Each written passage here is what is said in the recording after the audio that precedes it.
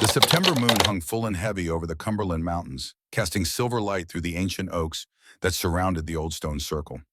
Rowena Ashcroft stood at the edge of the gathering, her cotton dress pale against the darkness, her hands clasped tight enough that her knuckles showed white. She had stood in this exact spot for 10 years, year after year, autumn after autumn, moon after moon, watching other women receive what she could not have, the blessing. Around the stone circle, 23 women waited. Some were young, barely out of their teens, their eyes bright with nervous excitement. Others were older veterans of this ritual, their faces calm with the knowledge of what was to come. They wore white, all of them, the traditional dress of the blessing ceremony. White for purity, white for new beginnings, white for the lefts they would bring into the world. Rowena wore white too, but on her it felt like a lie. The circle itself was old beyond memory. 12 standing stones, each taller than a man, arranged in perfect symmetry by hands long dead. The founding families of Thornridge had built this place in 1784, when the mountains were still wild and the valley below held nothing but possibility. 7 families, 7 bloodlines, 7 promises carved into stone. The Ashcrofts had been first among them, healers, root workers, the ones you called when death came knocking and conventional medicine turned away. For 240 years, Ashcroft women had stood in this circle and received the blessing. For 240 years, they had proven worthy. Until Rowena. Elder Cordelia Ashcroft stepped into the center of the circle. She was 74 years old, Rowena's father's sister, and she moved with the careful dignity of someone who had earned every line on her weathered face. Her silver hair was pulled back in a severe bun. Her dress, unlike the others, was deep green, the color of the old ways, the color of authority. She carried a wooden bowl filled with paste made from herbs harvested under the new moon. Yarrow for fertility, mugwort for vision, blessed thistle for abundance. The same mixture used for 2 centuries. The same words spoken in the same order under the same autumn sky. The gathering fell silent. Even the wind seemed to hold its breath. Cordelia's voice carried across the circle, strong despite her years. We gather as our mothers gathered, as their mothers gathered before them. Under the harvest moon, we ask the old powers to bless those who will carry the future. The ritual words. Rowena had heard them so many times she could recite them in her sleep, could feel them in her bones. But they were not for her. They had not been for her since 2014, since the accident, since Dr. Lysander Crane had looked at her x-rays and shaken his head and delivered the diagnosis that had defined her for a decade. You will never have children. Severe uterine damage. Irreversible. Final. Cordelia moved to the first woman, a girl of 19 named Mary Beth Cooper. She dipped 2 fingers into the paste and drew a symbol on the girl's forehead, a circle with 3 lines radiating outward, the mark of the blessing. Mary Beth's eyes filled with tears, but she smiled, and the gathered families murmured their approval. One by one, Cordelia moved through the circle. Each woman received the mark. Each family witnessed. Each blessing was acknowledged with quiet nods and whispered affirmations. Rowena watched. She always watched. It was expected. You did not absent yourself from the ceremony simply because you could not participate. That would be weakness. That would be surrender. And Ashcroft women, even broken ones, did not surrender. The paste on each forehead caught the moonlight, seeming to glow against skin. 23 women, 23 futures, 23 promises of children to come. When Cordelia reached the end of the line, she turned. Her eyes found Rowena across the circle. There was no cruelty in that gaze, no mockery, only sadness. The kind of sadness that comes from watching someone you love carry a burden you cannot lift. Rowena Ashcroft. Cordelia's voice was gentler now, almost tender. You have stood with us all these years. You have served this community as healer and helper. You have honored your bloodline with your skill and your dedication. Here it comes, Rowena thought. The same speech, the same carefully worded exclusion. But the blessing is for those who can carry it forward, for those whose bodies can nurture new life. A decade ago, you were injured. The doctors confirmed what we all feared. You cannot bear children, Rowena. You cannot receive what you cannot fulfill. The words fell like stones into still water. Rowena felt them ripple through her, familiar, but never easier to bear. She kept her face still, kept her spine straight, kept her breathing even and controlled. You may return to your place among the witnesses. Not among the blessed, among the witnesses, always watching, never participating. Rowena inclined her head, a small nod, acknowledgement without submission. Then she turned to walk back to the outer edge of the circle to stand with the families and the elderly and the men who came to support their wives and daughters. She had taken 3 steps when she felt it. A weight, a pressure, the sensation of being watched with an intensity that went beyond casual observation. She stopped, turned her head slightly, scanned the tree line beyond the circle. He stood in the shadow of an old oak partially obscured by darkness and distance. But even in shadow he was unmistakable. Tall, broad-shouldered, his posture carrying the rigid precision of military training. He wore civilian clothes, dark pants, and a simple shirt, but they could not hide what he was, what he had been trained to be. A soldier, more than that, an officer. She could see it in the way he held himself, in the calculated stillness of his stance, in the way his eyes, even from this distance, seemed to take in everything and reveal nothing. Those eyes were on her now, fixed, unwavering, studying her with a focus that made the hair on her arms rise. Rowena had never seen him before. She would have remembered. Thornridge was small enough that strangers stood out, and this man stood out like a wolf among sheep. Dangerous, contained, purposeful. For a long moment their eyes held across the clearing. The ceremony continued behind her. Cordelia's voice rose and fell in the familiar cadence of the closing prayer. The blessed women bowed their heads. The families murmured their amens. But Rowena barely heard any of it. All her attention was locked on the stranger in the shadows. On the way, he watched her, not with pity, not with the careful sympathy she had grown to hate, but with recognition, as if he had been searching for her, as if he had finally found what he was looking for. Then he turned, melted back into the forest, disappeared so completely it was as if he had never been there at all. Rowena stood frozen, her heart hammering against her ribs. Who was he? What did he want? Why had he come to a private ceremony, hidden himself in the trees, watched her with such burning intensity? She should tell someone. Should mention the stranger to Elder Cordelia, to the men who served as informal security for gatherings like this. But instinct stopped her, a feeling she could not name, a sense that whatever had just happened, whoever that man was, it was connected to her, meant for her. And if she spoke of it now in front of the council and the families, it would be taken from her before she understood what it meant. The ceremony ended. The families began to disperse, moving toward the long tables set up at the edge of the clearing where food waited. The blessed women gathered in small clusters, comparing their marks, laughing with the relief of those who had passed through an important ritual. Rowena did not join them. She never did. Instead, she walked the opposite direction toward the path that wound down the mountain toward her home.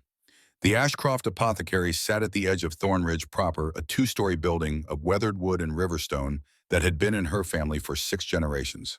The ground floor housed the shop shelves lined with jars and bottles and dried herbs hanging from the rafters. The second floor was her living space, simple but comfortable, smelling always of lavender and sage. She had inherited it when her mother died 5 years ago. Inherited the building, the business, the knowledge passed down through whispered instructions and careful demonstrations. Everything an Ashcroft healer needed. Everything except the one thing that mattered most. The ability to continue the line. Rowena climbed the stairs to her bedroom, changed out of the white dress, and stood for a long time at the window that overlooked the main road through town. The moon had risen higher now, bright enough to read by, bright enough to see the Jeep parked across the street, dark green, military issue, and leaning against it, arms crossed, waiting with the patience of someone accustomed to long watches, was the stranger from the forest. He was looking directly at her window. Rowena's first instinct was to step back, to hide, to pretend she had not seen him. But she was tired of hiding, tired of pretending, tired of being the woman everyone pitied but no one truly saw. She grabbed a shawl, wrapped it around her shoulders, and walked downstairs, opened the front door, stepped out onto the porch. The stranger straightened, uncrossed his arms, waited. Rowena descended the 3 steps to street level and crossed the road. Up close, he was even more imposing than he had seemed from a distance. 6'2" or 3, solid muscle beneath the civilian clothes. A face that was not handsome in any conventional sense, but was compelling nonetheless. Strong jaw, straight nose, eyes the color of dark honey measuring her with the same intensity she had felt in the forest. He was older than her, early 50s, she guessed. Gray threaded through his dark hair, lines bracketed his mouth and the corners of his eyes. But there was nothing soft about him, nothing yielding. He looked like a man who had spent his life making hard decisions and living with the consequences. Dr. Ashcroft. His voice was deep with the flattened vowels of someone from further south, Georgia maybe, or Alabama. I'm not a doctor, Rowena replied. I'm a healer. There's a difference. My apologies. He inclined his head slightly. Ms. Ashcroft, then. Who are you? Why were you watching the ceremony? My name is Thaddeus Blackwell, Colonel U.S. Army, Fort Campbell.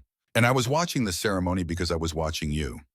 The directness of it caught her off guard. Most people, especially men, danced around things, offered explanations wrapped in politeness. But Thaddeus Blackwell simply stated facts and waited to see what she would do with them. That's not an answer, that's just more questions. A ghost of a smile touched his mouth. Fair enough. I was watching you because I've been looking for you for 3 months. Because I have something that belongs to you. And because I need your help. You don't know me. How could I help you with anything? Instead of answering, Thaddeus turned to the Jeep, opened the passenger door, and retrieved a metal box. It was old, she could see that immediately. The kind of craftsmanship you did not find anymore. Hand-forged hinges. A lock that had been oiled so many times the metal had taken on a dark patina. And on the lid, burned into the metal with painstaking care, was a symbol she recognized. The Ashcroft family crest. A mortar and pestle surrounded by 7 herbs, each representing one of the founding families. Where did you get that? Her voice came out sharper than she intended. From my grandmother, Evangeline Blackwell. She died 6 years ago and left specific instructions that this box be given to an Ashcroft healer, specifically to you. I never met your grandmother. No, but she met yours during the war. Which war? All of them. Thaddeus held out the box. Rowena stared at it, her hands remaining at her sides. Whatever was in that box, whatever connection it represented, she was not sure she wanted to know. The past had a weight to it. Opening old doors sometimes meant letting in things you could not control. But curiosity was stronger than caution. It always had been. She took the box. It was heavier than it looked. Solid, real. She ran her fingers over the crest, tracing the familiar lines.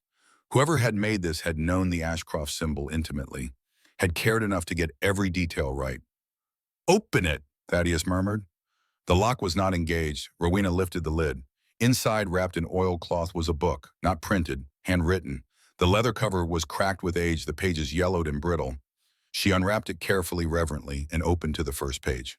The handwriting was old-fashioned, all elaborate capitals and flowing script. But it was legible, clear. This journal belongs to Minerva Ashcroft, written in the year of our Lord 1781.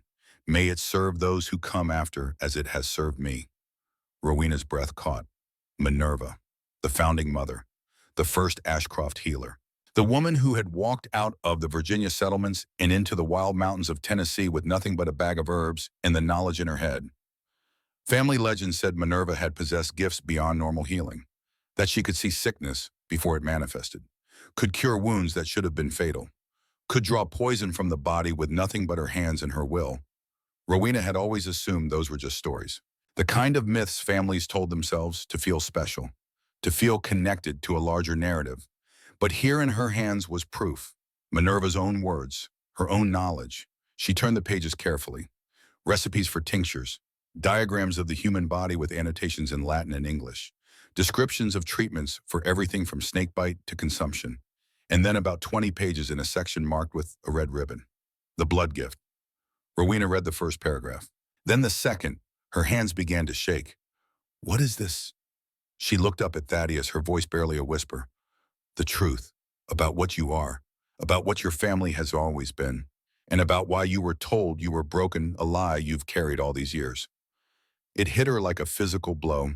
She took a step back, the journal clutched to her chest. That's not possible. I was examined. Dr. Crane confirmed it. The damage was severe, irreversible. Dr. Lysander Crane. Thaddeus's voice went cold. Yes, I know all about Dr. Crane. I know what he told you. I know what he wrote in your medical records. And I know that every word of it was a lie. Why would he lie about that? Because you are dangerous to him. Because what you represent, what your bloodline can do, threatens everything he has built, everything his family has protected for generations. Rowena shook her head. This was insane. This man was insane. He had shown up out of nowhere with a box and a story and accusations against one of the most respected doctors in Nashville. I don't know what kind of game you're playing, Colonel Blackwell, but I'm not interested. Thank you for returning my family's property. You can leave now. She turned to go, made it 3 steps before his voice stopped her.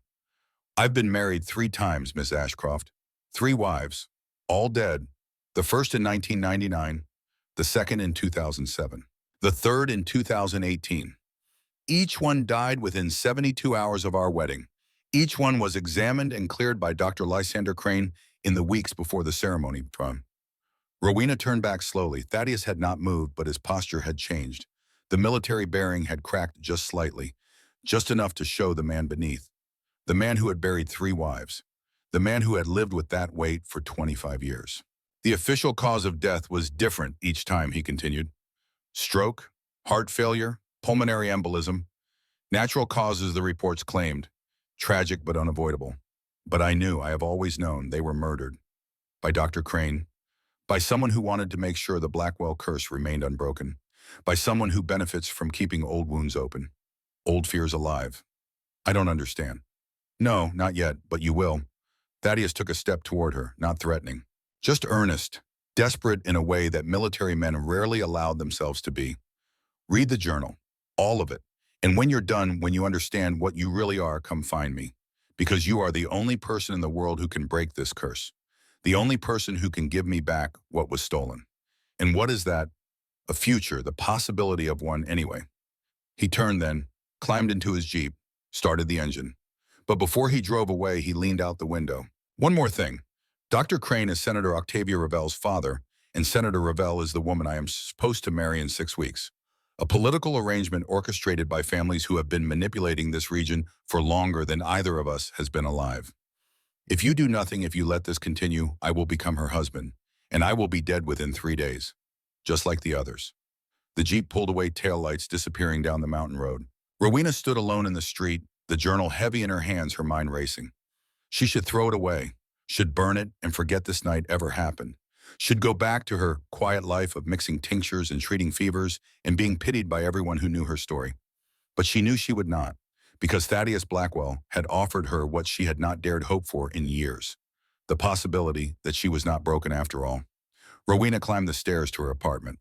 Made tea she did not drink, sat by the window as the moon tracked across the skyline, and she read. The journal was not organized chronologically.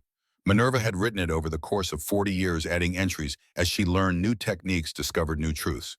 Some pages were dated, others were not, but a pattern emerged as Rowena read a truth that had been hidden in plain sight for 2 centuries. Ashcroft women were not just healers, they were more than that. Practitioners of an art the modern world had forgotten how to name. Blood witches. Not witches in the Halloween sense, not spells and cauldrons and theatrics, but women who could sense the life force flowing through bodies, could manipulate it, strengthen it, redirect it. Women who could heal wounds that should have been mortal by sheer force of will, channeled through touch. The gift ran in families, passed from mother to daughter. Taught in secret because the world outside Thornridge, the world of doctors and hospitals and scientific certainty, would never accept it, would call it fraud or delusion or worse. So the Ashcroft women had hidden, had called themselves herbalists and midwives and healers, had used their knowledge of plants to explain cures that came as much from their hands as from any tincture. And they had thrived. For generations, Thornridge had been healthier than any comparable community. Infant mortality lower, life expectancy higher. Diseases that ravaged other mountain towns barely touched this valley, because the Ashcrofts protected them. Rowena found the section marked with the red ribbon again. Read it more carefully this time. The blood gift manifests differently in each woman. Some see sickness as colors in the air around the afflicted. Some hear it as discordant notes in the body's natural rhythm. Some simply know with a certainty that cannot be explained or doubted. The gift cannot be given to those without the bloodline. It cannot be learned through study or practice. You are born with it or you are not. But it can be suppressed. Fear suppresses it. Doubt suppresses it. Trauma suppresses it. And once suppressed, it may take years to resurface.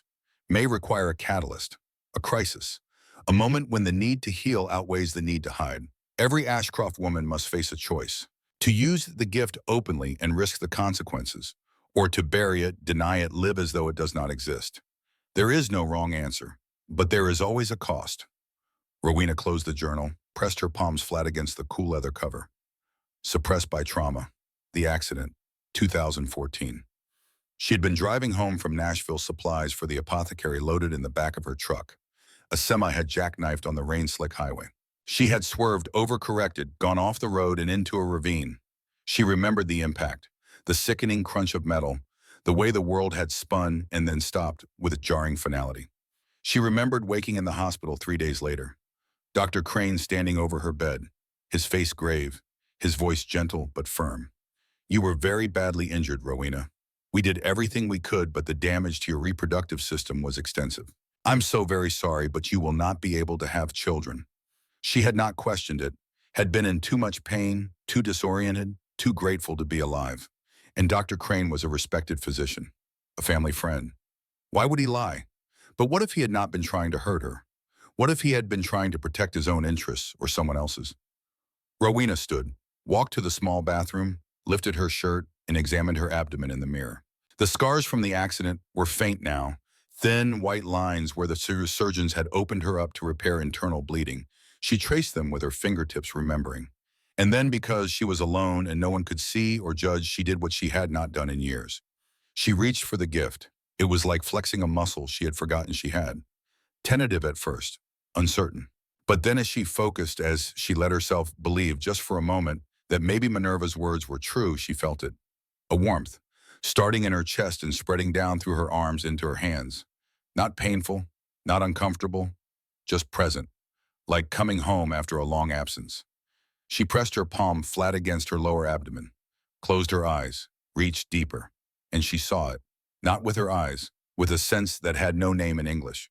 Her uterus, her ovaries, her fallopian tubes, all intact, all healthy, all functioning exactly as they should be. No damage, no scarring, no reason at all that she could not conceive and carry a child. Crane had lied. The realization hit her with such force that her knees buckled. She sat down hard on the bathroom floor, her back against the wall, her breath coming in short gasps. He had lied. She had believed herself broken since the accident, had structured her entire existence around that diagnosis. Why the question burned, demanded answers. Rowena stood on shaking legs, walked back to the main room, found her laptop and opened it, typed in a search. Dr. Lysander Crane, Nashville. The results flooded in. Articles, awards, accolades. He had been one of the most respected physicians in Tennessee, had served on hospital boards, advised governors, published papers in prestigious journals, had died in 2023, age 79, of natural causes, dead. The man who had destroyed her life with a lie was dead. She could not confront him, could not demand explanations, could not get justice in any conventional sense. But she could find out why he had done it, who had benefited, what he had been protecting. Rowena typed a new search. Lysander Crane family. The first result was an obituary from the Nashville Tennessean, survived by daughter Senator Octavia Revelle. Senator Octavia Revelle, who was engaged to marry Colonel Thaddeus Blackwell in 6 weeks. Rowena stared at the screen, pieces clicking together, a pattern emerging from chaos. Crane had lied to her, had told 3 of Blackwell's wives they were healthy when he knew they were not, had, if Blackwell was to be believed, somehow caused their deaths. Why, what did Crane gain? What did his daughter gain? Power, perhaps. The Blackwell family was old money, old influence. A marriage into that family would open doors, create alliances, especially if the groom was isolated, grieving, desperate enough to accept any companionship offered. And if the previous wives kept dying mysteriously well, that just meant Senator Revelle did not have to compete with the past. She could be the one who finally broke the curse. The savior. The woman who gave Thaddeus Blackwell the family he had been denied. Except she did not want to break the curse. She wanted to maintain it.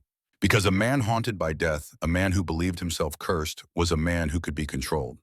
The scope of it took Rowena's breath away.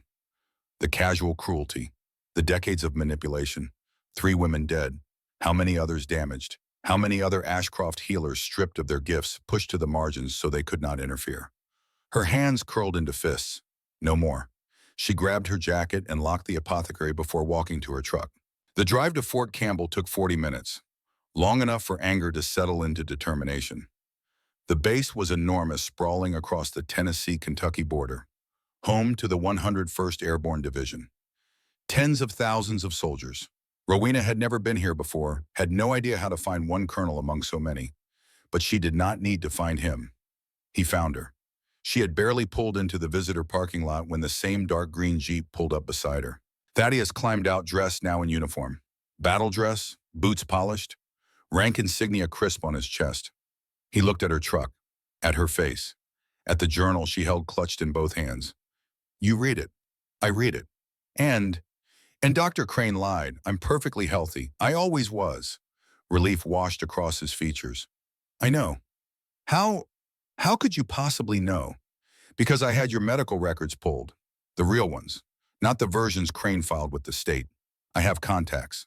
People who owe me favors.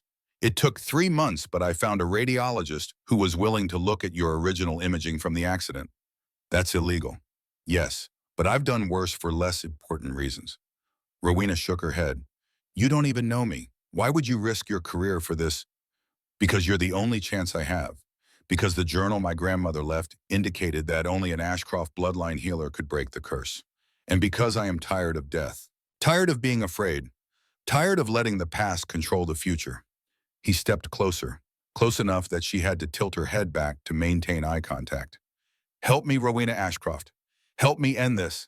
And I swear on my life, on my honor, on everything I am, that I will help you destroy everyone who hurt you, everyone who lied to you, everyone who tried to take your future away. A promise, a pact. Rowena thought about the journal, about Minerva's warning, about the cost of using the gift openly.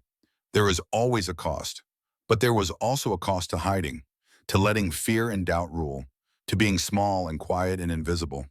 She had paid that cost since the accident. She was done paying. Tell me everything about your wives, about the curse, about what your grandmother left you. Everything. Thaddeus smiled. It transformed his face, made him look younger, less burdened. Come with me, I'll show you. Thaddeus led her through the gates of Fort Campbell, past checkpoints where MPs saluted without question, into the heart of the base, where massive hangars cast long shadows in the pre-dawn light. They drove in silence, his jeep navigating the grid of streets with the confidence of someone who knew every turn by heart. He pulled up in front of a nondescript building, 3 stories of pale brick and narrow windows. No signs, no designation, just a number stenciled on the door in faded paint. What is this place? Intelligence Archives.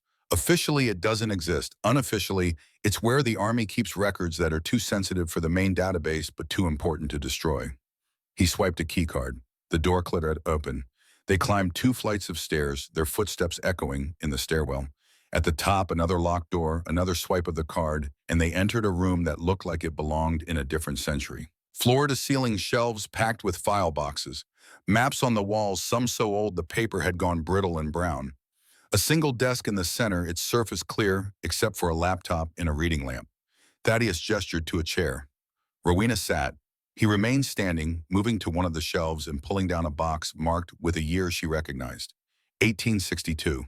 He set it on the desk, opened it, and withdrew a folder wrapped in protective plastic. Inside were documents, letters, military dispatches, all written in the careful script of the Civil War era. This is the after-action report from the Battle of Thornridge Creek, October 14, 1862. Colonel Ezekiel Blackwell, commanding Confederate forces. His orders were to secure the valley and deny Union troops access to the Cumberland Gap. Rowena scanned the document. Dense military language, troop movements, casualties. And then near the end, a paragraph that made her breath catch. During the engagement, artillery fire struck what appeared to be a field hospital, flying no flag or banner of identification. Upon investigation, it was determined that the structure housed Union medical personnel treating wounded from previous engagements. 47 doctors, nurses, and orderlies confirmed dead. Colonel Blackwell expressed regret, but noted that the facility had failed to identify itself appropriately under established rules of warfare. He killed them, non-combatants, medical staff. Accidentally, according to the official record, but there were rumors, suggestions that Blackwell knew exactly what he was firing on, that he wanted to cripple Union medical support in the region. Thaddeus pulled out another document. This one was not official. Just a single page, the handwriting shaky and hard to read. This was found in my great-great-grandauthor personal effects, written by a woman named Eudora who survived the shelling. She worked as a route doctor traveling with the Union forces because she had nowhere else to go. Everyone called her Mama Eudora. Rowena took the page carefully. The ink had faded to brown, but the text was still legible. I called down the weight of blood on him, on all his line. No woman who binds herself to Blackwell will live to see her children grown. They will wither like cut flowers. 3 moons and they are gone. This I swear on the bones of the 47. This I seal with my own breath. A curse, she cursed your entire bloodline. So the story goes. For 6 generations it's held true. My great-great-grandfather's wife died in childbirth 3 months after their wedding. His son's wife died of fever. On and on down through the decades. Some lived longer than others, but none of the women who married Blackwell men ever made it past their first year. He pulled out a third document, this one modern, printed on standard paper. A genealogical chart. Until my grandfather, he married late in his 50s to a woman named Evangeline Cross. She was from Thornridge, from one of the founding families. And she lived. 40 years of marriage, 5 children. She died in 2018 at 93 years old peacefully in her sleep. She broke the curse. She did. I asked her once when I was young how she had done it. She told me that some curses can only be broken by blood meeting blood. Old power meeting old power. She had protection in her lineage, a gift she passed down to her children. Thaddeus moved around the desk, pulled up a second chair, sat down facing Rowena directly. I thought I had inherited that protection. Thought that whatever made my grandmother immune had been passed to me. So I married. I was 26. Her name was Claire. She was beautiful and kind, and she loved me despite all the warnings from her family about the Blackwell curse. His voice had gone flat, emotionless. The tone of someone reciting facts they had repeated so many times the emotion had been wrung out. We married in June of 1999. She died in September. Stroke, they claimed, massive cerebral hemorrhage. She was 24 years old and healthy as a horse. The doctors couldn't explain it. He paused, drew a breath that sounded painful. I waited 8 years before I tried again. Sarah, we had known each other in college. She was a lawyer, smart, practical. She didn't believe in curses. Neither did I by then. I thought Claire's death had been a tragic coincidence. Just bad luck. 2007. July. We married on the 4th Independence Day. She thought it was romantic. She died on the 7th. Heart failure. No warning, no history of heart disease. Just stopped beating while she slept. The room was very quiet. Somewhere in the building a pipe clanged. Outside a truck rumbled past. But inside this archive there was only Thaddeus's voice and the weight of old grief. I swore I would never marry again. Convinced myself I was cursed. That the protection my grandmother had carried had somehow skipped me. I was 46 years old and resigned to dying alone. But you married a third time. Evangeline convinced me. Before she died, she made me promise to try once more. She believed the curse was weakening, that it had taken longer to kill Sarah than Claire, that maybe one more generation was all it needed. One more attempt. He pulled out a photograph from the folder. A wedding photo. Thaddeus in his dress uniform, standing next to a woman with auburn hair and a smile that reached her eyes. Margaret. She was a teacher at the elementary school near base. Patient, gentle. We married in March of 2018. Small ceremony, just family. I told her everything, every detail of the curse, every death. She wasn't afraid. He set the photo down carefully as if it might shatter. She died on March 19th. Pulmonary embolism. Sudden. Catastrophic. In exactly 72 hours after we exchanged vows. Rowena found herself reaching across the desk, placing her hand over his. He looked down at their joined hands, surprise flickering across his features. I'm sorry, I'm so sorry that happened to you. Don't be sorry, be angry. His hand turned, fingers lacing through hers. Because all three of them, Claire and Sarah and Margaret, they all had the same doctor. All three were examined and cleared for marriage by the same man, Dr. Lysander Crane. And I am willing to bet everything I own that if we pull your medical records, the ones from 2014, we'll find his signature there too. The implications settled over Rowena like a weight. You think he killed them? All three. I don't think, I know, but I can't prove it. Not yet. Crane is dead. His records were sealed, and even if I could prove it, the question remains, why? What did he gain by murdering 3 women, by lying to you about your health? Rowena thought about the journal, about Minerva's words, about bloodlines and gifts and powers that the modern world had forgotten. Your grandmother, Evangeline, you mentioned she was from Thornridge. What was her maiden name? Thaddeus's eyes sharpened. Cross, Evangeline Cross. Not one of the founding families, but the Crosses have been in Thornridge almost as long. They intermarried with the founding families over the generations. She pulled the journal toward her, flipped through the pages until she found the section she was looking for. Here, Minerva lists the bloodlines that carry the healing gift. Ashcroft primary, but also Cross secondary, and others. The gift dilutes with each generation unless both parents carry it, but it never fully disappears. Are you telling me my grandmother was a healer like you? I'm suggesting she had the potential. Whether she used it or even knew about it, I can't tell you. But if she carried the bloodline, and if that's what protected her from the curse, then maybe the curse isn't supernatural at all. Thaddeus leaned forward. Explain. What if the curse is poison, not metaphorical? Literal. What if Mama Eudora was a root doctor in the truest sense? What if she created a poison that she passed down through her descendants with instructions to use it on any woman who married a Blackwell? That would mean someone has been actively killing Blackwell wives for 160 years. Not someone, some family, some lineage that's been carrying out Mama Eudora's will generation after generation. A heavy silence followed. Rowena could see Thaddeus working through the implications. The shift from supernatural curse to mundane murder, from fate to conspiracy. If that's true, then my grandmother survived because she could detect poison, could neutralize it with her healing gift. And when that protection died with her, the killings resumed. And Dr. Crane was part of it. Had to be. He examined your wives before the weddings. He would have had access, opportunity. He could have administered the poison under the guise of routine medical care. But why the Cranes aren't from Thornridge? Lysander was Nashville born and raised. His family has no connection to the Civil War or Mama Eudora or any of this. Rowena began pacing the small room. Then we're missing a link. Some connection between Crane and whoever is carrying out the actual killings. She stopped, turned. Your grandmother. Did she leave you anything else? Any other documents or letters?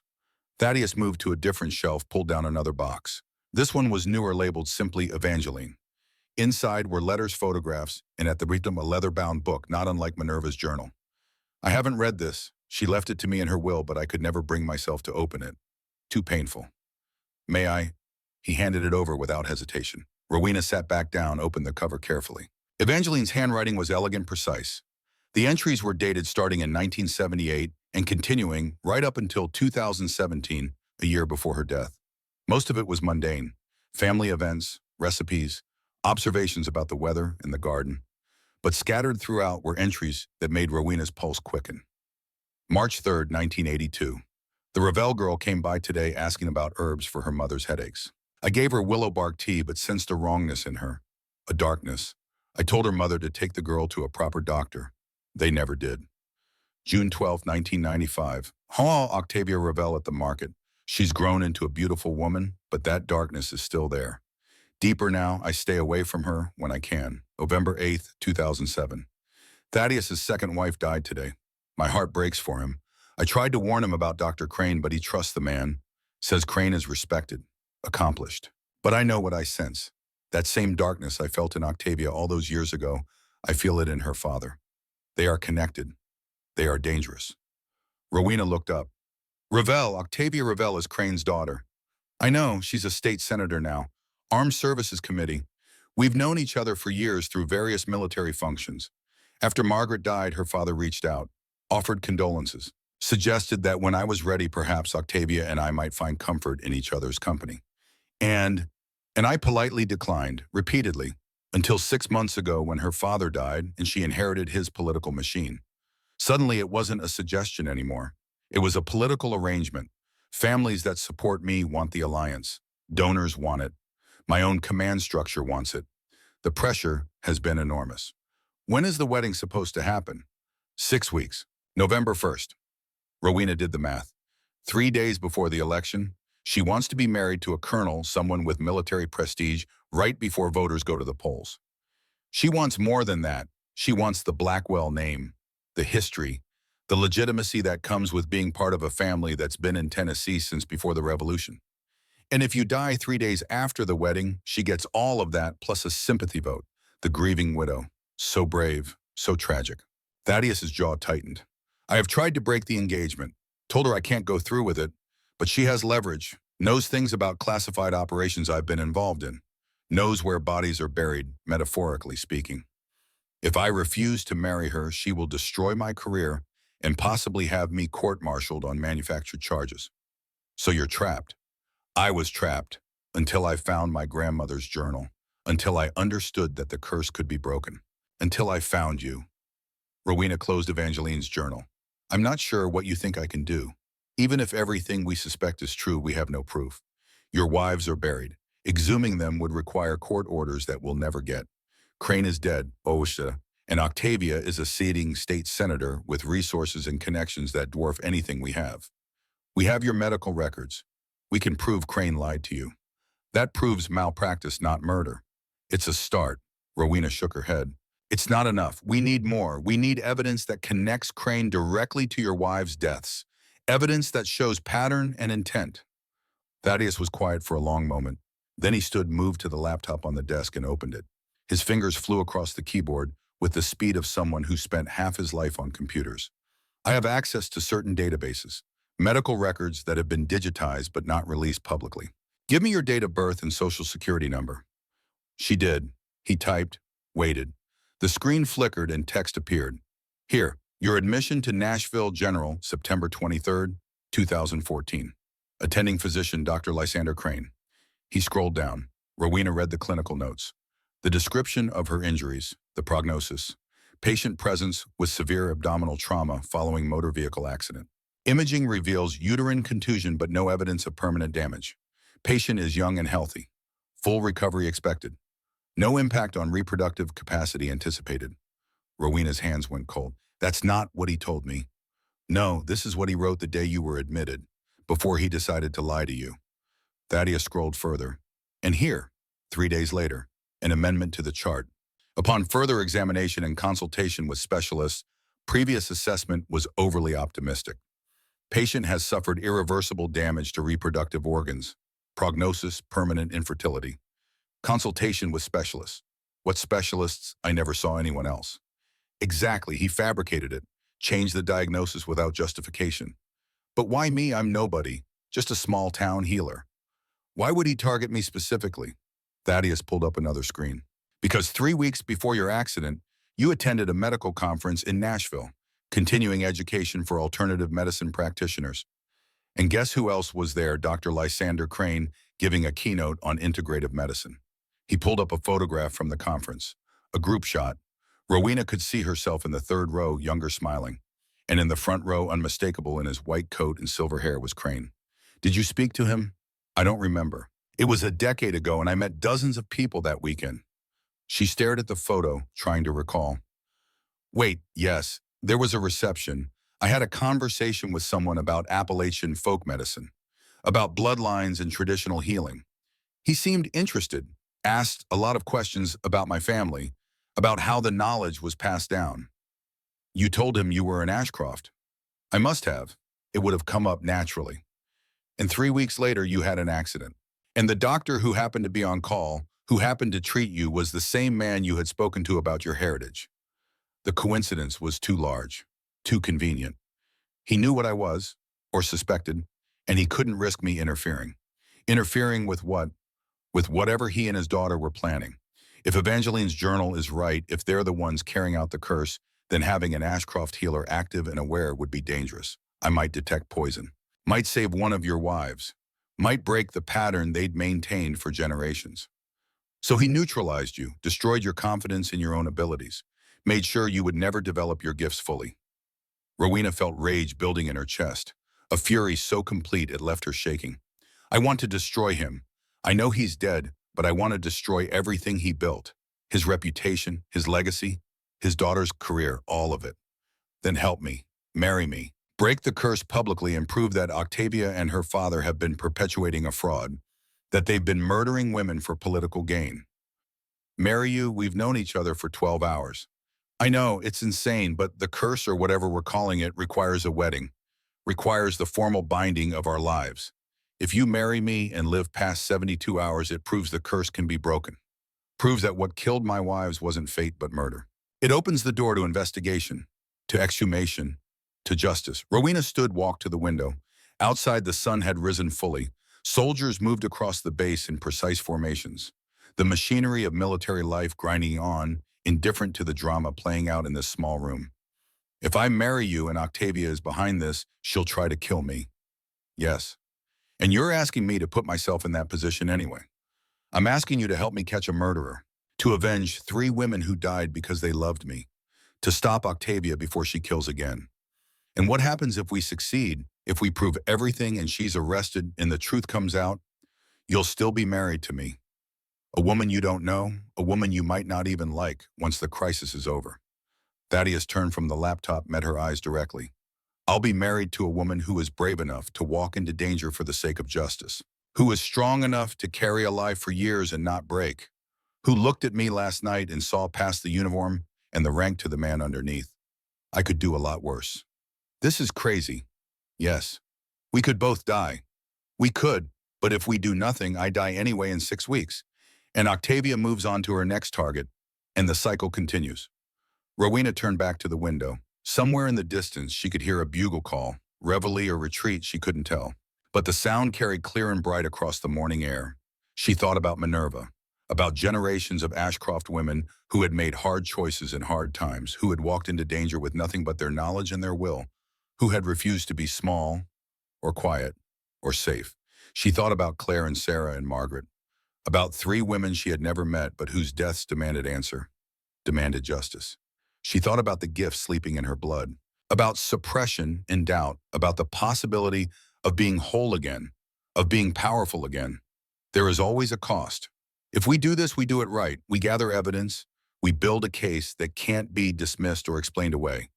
We don't just accuse Octavia of murder. We prove it. Agreed. And we'll need help. I can't do this alone. Neither can you. I have resources, people I trust, a network built over 30 years in the military. I have knowledge, the journal, access to records of traditional healing that might tell us what kind of poison we're looking for. Thaddeus moved to stand beside her at the window. So we're doing this. You'll marry me. I'll marry you, but not yet. First we investigate. We find proof. We make sure that when we spring the trap, Octavia can't escape. How long do you need? 4 weeks, maybe 5. That gives us time to research, to plan, to make sure we're ready. The wedding is scheduled for November 1st. Then we'll have our wedding on October 15th, 2 weeks before hers. Just enough time to survive the 72 hours and prove the curse is broken before she can react. A slow smile spread across Thaddeus's face. You're going to make a terrifying wife, Rowena Ashcroft. Good, you should be terrified. I know 17 different ways to poison a man with common household plants. He laughed, actually laughed. The sound was rusty, as if he hadn't used those muscles in years. Fair warning noted. They stood together, watching the base come fully alive around them. Somewhere out there, Octavia Ravel was planning a wedding, building a future on the graves of 3 dead women. She had no idea what was coming for her. Rowena turned from the window. We should start with the exhumations. If we can prove poison in even one of your wives, we have grounds for a criminal investigation. Exhumation requires family consent or a court order. What about your wives' families? Would they agree? Thaddeus considered. Margaret's parents might. They never accepted the official explanation.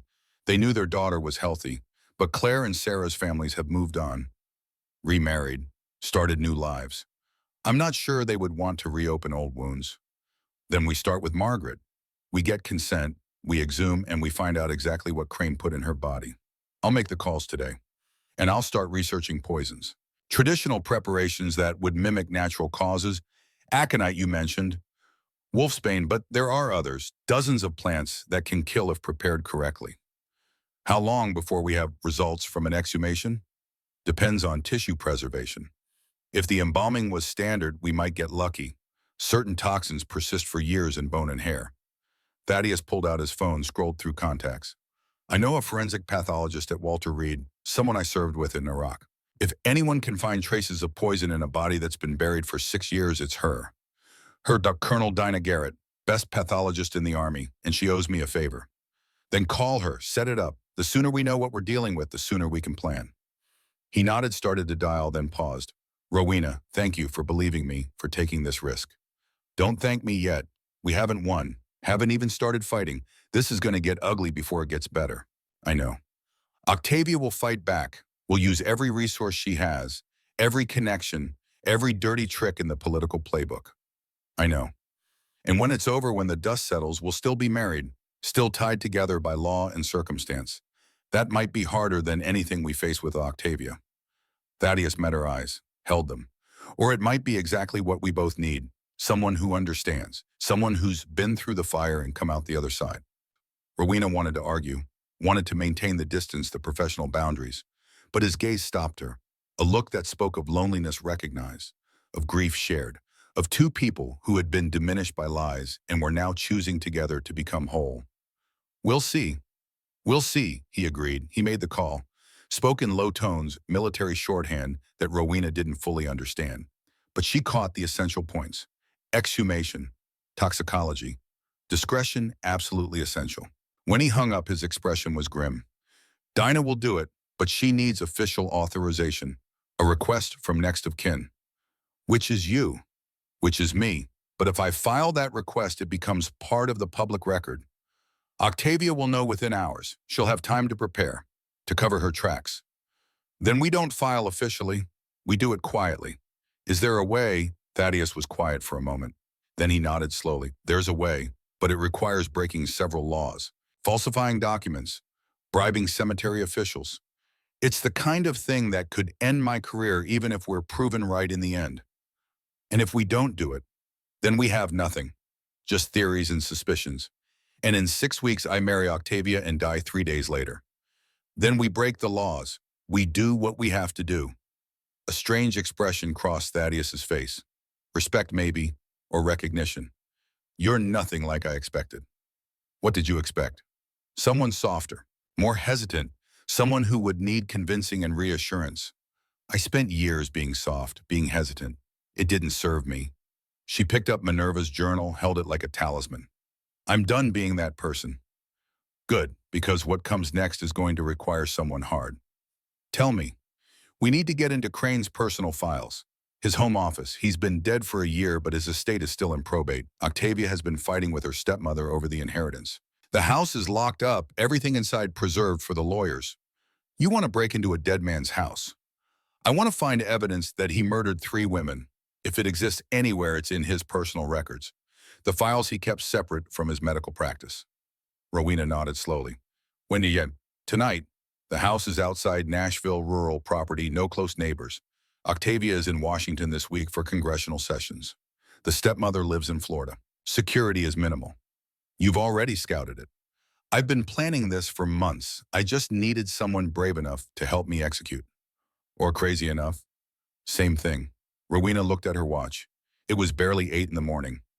12 hours until nightfall. 12 hours to prepare for what could either be the breakthrough they needed or the mistake that destroyed them both. I need to go home, get supplies, research the property layout. And I need to tell someone where I'm going in case things go wrong. Who? Elder Cordelia, my aunt. She deserves to know. Can you trust her? With my life. She's been protecting me for years, even when I didn't realize it. Thaddeus walked her back to her truck. The base was fully awake now, soldiers everywhere, vehicles moving in precise patterns. No one paid them any attention. Just another officer, seeing off a visitor. At her truck, he paused. Tonight, midnight. Meet me at the Thornridge General Store. We'll drive from there. I'll be there. Rowena. He waited until she looked at him. If you change your mind, if you decide this is too dangerous, I'll understand. No judgment, no hard feelings. I won't change my mind. How can you be sure? Because for the first time in years, I have a purpose. I have a reason to use what I am instead of hiding it. That's not going away. She climbed into her truck, started the engine. Through the windshield, she watched Thaddeus step back, watched him salute, a gesture of respect, not military protocol, and she found herself returning it. Then she drove away from Fort Campbell back toward Thornridge, back toward the life she had built from the ruins of Crane's lie. But it wasn't the same life anymore. She wasn't the same person. The Barren healer was dead. Someone new was being born, someone dangerous. Rowena drove back to Thornridge with the windows down, letting the mountain air clear her head. The morning sun climbed higher, burning off the mist that clung to the valleys, revealing the ridges in sharp relief against the sky gone hard and blue. She had 12 hours to prepare. 12 hours to become someone capable of breaking into a dead man's house and stealing evidence of murder. The thought should have terrified her, should have sent her running back to the safety of her apothecary, to the quiet, predictable rhythm of mixing tinctures and treating minor ailments. But instead, she felt clarity. She pulled up in front of the Ashcroft Apothecary just after 9. The shop would normally be open by now, but she had locked it last night before driving to Fort Campbell. A handwritten sign in the window read, "Closed for family emergency." True enough, she supposed, though the family in question had been dead for 2 centuries and the emergency was murder. Inside, the apothecary smelled the way it always did.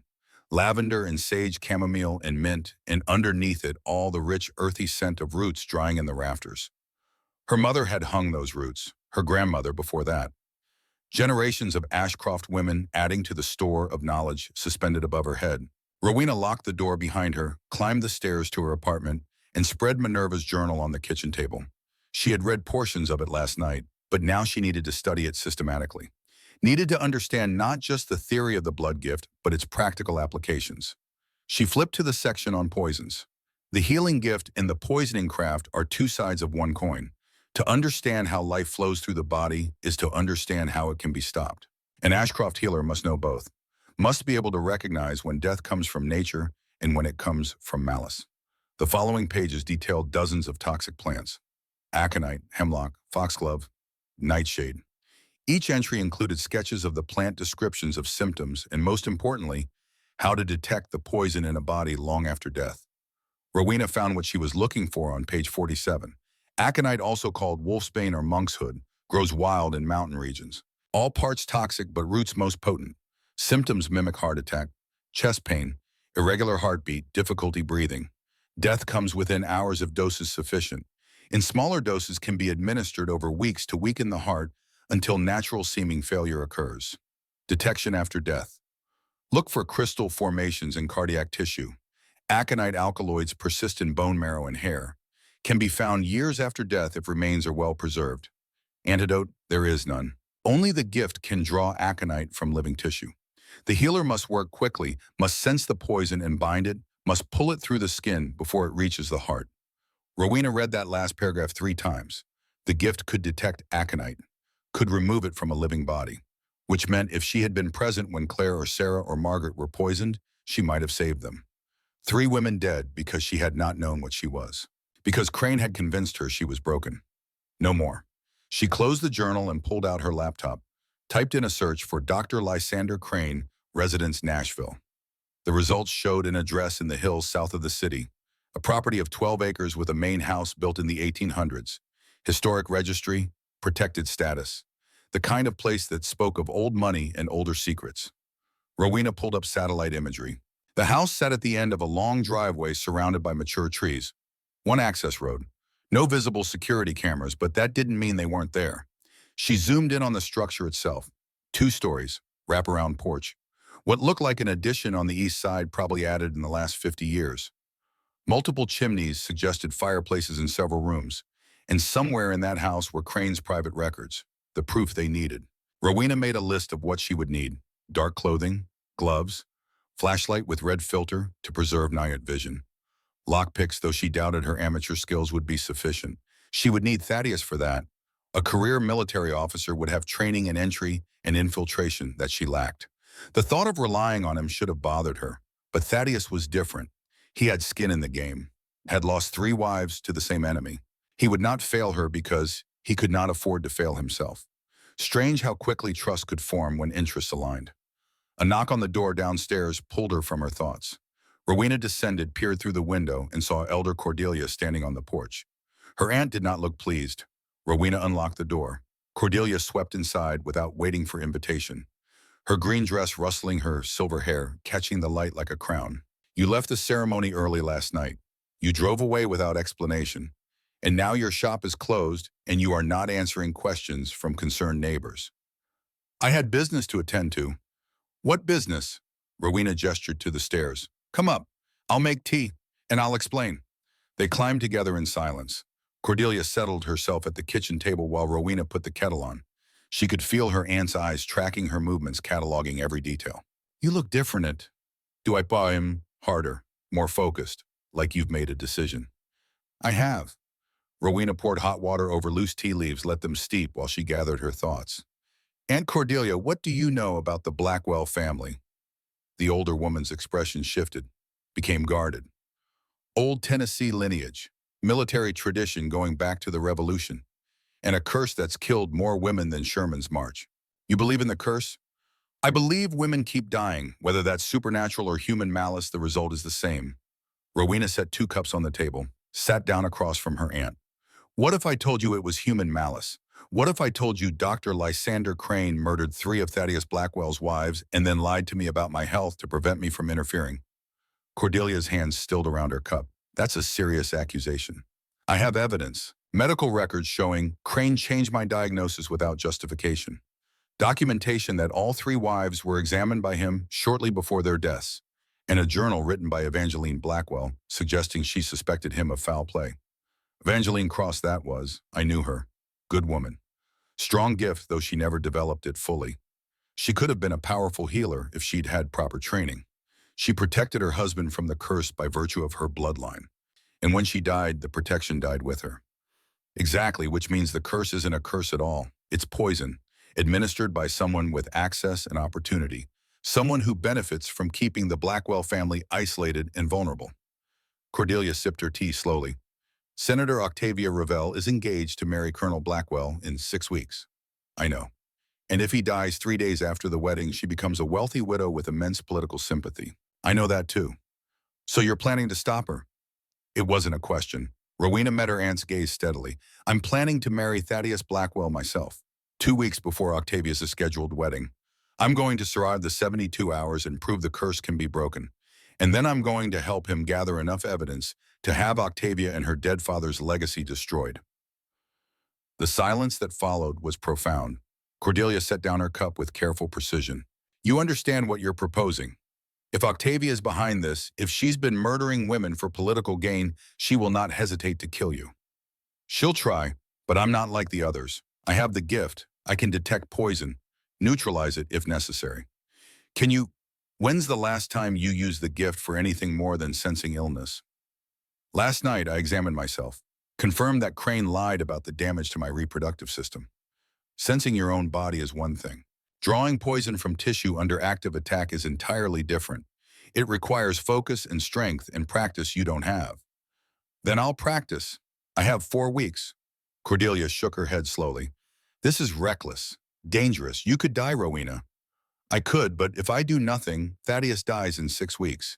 And Octavia moves on to whatever her next scheme is. And I spend the rest of my life knowing I was too afraid to act. It's not fear to choose survival over justice. It is when justice is the only thing that makes survival worthwhile. Cordelia studied her niece with eyes that had seen 7 decades of human folly and human courage. You're not going to be talked out of this. No, so then I'm going to help you. Rowena blinked. What? You heard me. If you're going to do this fool thing, you're going to do it properly. With training, with preparation, with someone watching your back who knows what they're doing. Aunt Cordelia, I can't ask you to. You're not asking. I'm volunteering. Evangeline was my friend. I stood by and did nothing when her grandson buried 3 wives.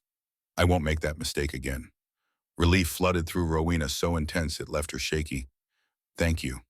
Don't thank me yet. We have work to do. Cordelia stood, moved to the window, looked out at the mountains beyond. The gift is strongest in you, strongest it's been in 3 generations. But it's been dormant too long. We need to wake it fully, train it, make it instinctive rather than deliberate. How about you? The old way, the way Minerva trained her daughters. Come. Cordelia led her downstairs to the apothecary shop floor, to a cabinet in the back that Rowena had always assumed held cleaning supplies. Her aunt pulled a key from her pocket, unlocked it, and revealed shelves lined with jars Rowena had never seen before. Each jar held a different plant. Each label was written in handwriting that predated Rowena's mother. Some predated her grandmother. The poison garden, every Ashcroft healer maintains one. Plants too dangerous to use medicinally but too important to forget. Your mother started this collection. I've maintained it since her death. She selected 3 jars, set them on the workbench. Aconite, hemlock, nightshade. We're going to introduce you to each one. Let your body learn to recognize them. Then we're going to teach you how to pull them out of living tissue. Using what as test subjects? Cordelia smiled grimly. Me, I'll dose myself with sublethal amounts, and you'll practice removing the poison before it can cause permanent damage.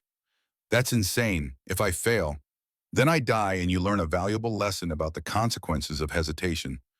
But you won't fail. The gift is in your blood. It just needs to remember what it's for.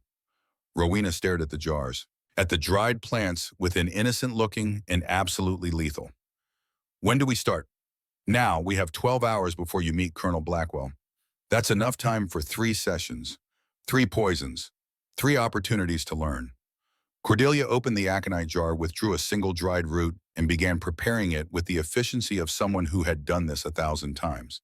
She ground it to powder, mixed it with water, measured out a dose that would cause symptoms without immediate death. Watch carefully. Learn to recognize the smell, the color, the way it moves in solution. She drank it. For a moment, nothing happened. Then Cordelia's breathing changed, became shallow. Her hand moved to her chest. Now, before it spreads, use the gift. Rowena placed her hands on her aunt's chest, closed her eyes. Reach for that warmth she had felt last night, that sense of connection to the life flowing through bodies. It came easier this time, smoother. She felt Cordelia's heartbeat strong, but beginning to falter. Felt the poison spreading through her bloodstream like dark ink in water. Don't just sense it. Bind it. Your will against its nature. Make it obey. Rowena focused harder. Imagined the poison as a tangible force, a presence she could grasp. She felt it resist, slippery and toxic, trying to escape her mental grip. But she held on, pulled, drew it through tissue and blood and skin until it emerged from Cordelia's pores as a faint sheen of oily sweat. Her aunt gasped, slumped forward. Rowena caught her, held her steady. Did I do it? Did I get it all? Cordelia straightened slowly, took a deep breath, smiled. You did. Well done. How do you feel? Exhausted, like I just ran 5 miles.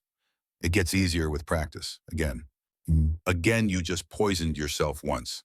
We need to wait. No waiting. The gift strengthens through use. We do this 2 more times with aconite, then move to hemlock. By tonight, you'll be able to detect and remove poison in your sleep. They worked through the morning and into the afternoon. 3 doses of aconite, each one larger than the last. 3 sessions of Rowena pulling the poison out, each one faster and more efficient than the previous. By the time they moved to hemlock, she barely needed to think about it. The gift had woken, fully flooding her senses with information she hadn't known how to process before. She could feel the life force in her aunt's body, could see where it flowed strong and where it weakened, could sense poison the moment it entered the bloodstream. Nightshade was last, the most dangerous. Cordelia took a smaller dose, just enough to cause numbness in the extremities. Rowena removed it in under 30 seconds. Good, very good, you're ready. Ready for what? To survive being poisoned. Ready to fight, ready to protect yourself and others. Ready to be what you were born to be. Rowena looked down at her hands. They were shaking slightly, whether from exhaustion or adrenaline, she couldn't tell. But she could feel the gift humming beneath her skin, fully awake now, waiting to be used. Thank you for believing in me, for training me, for not trying to talk me out of this. I learned long ago that Ashcroft women cannot be talked out of anything. We're too stubborn, too certain we're right. Cordelia gripped her shoulder. But we're also too brave for our own good. So promise me you'll be careful tonight. Promise me you'll come back alive. I promise. Liar, but I appreciate the effort. They cleaned up the apothecary together, washing jars and replacing them in the poison cabinet. By the time they finished, the sun was setting, painting the mountains in shades of amber and gold. Cordelia left as full dark descended. Rowena watched her aunt walk down the street, spine straight, despite her age, moving with the confidence of someone who had faced death and won. I want to be like that when I'm 74, Rowena thought, fierce and certain and unafraid. She went upstairs and changed into dark clothes, black jeans, black long-sleeve shirt, dark jacket. She braided her hair back, tight, tucked it under a knit cap. In the mirror, she looked like someone preparing for war. Good. She gathered her supplies, flashlight, gloves, a small toolkit that included a pry bar in case they needed to force entry, and tucked into her jacket pocket a vial of activated charcoal mixed with bentonite clay. If she was poisoned and couldn't use the gift fast enough, the mixture might buy her time. At 11:30, she climbed into her truck and drove to the Thornridge General Store. Thaddeus was already there, leaning against the same dark green Jeep. He had changed too, wearing black tactical pants and a dark shirt. Military gear, practical and efficient. He straightened when she pulled up, walked to her truck. You came. Did you think I wouldn't? I thought you might reconsider. Decide discretion was the better part of valor.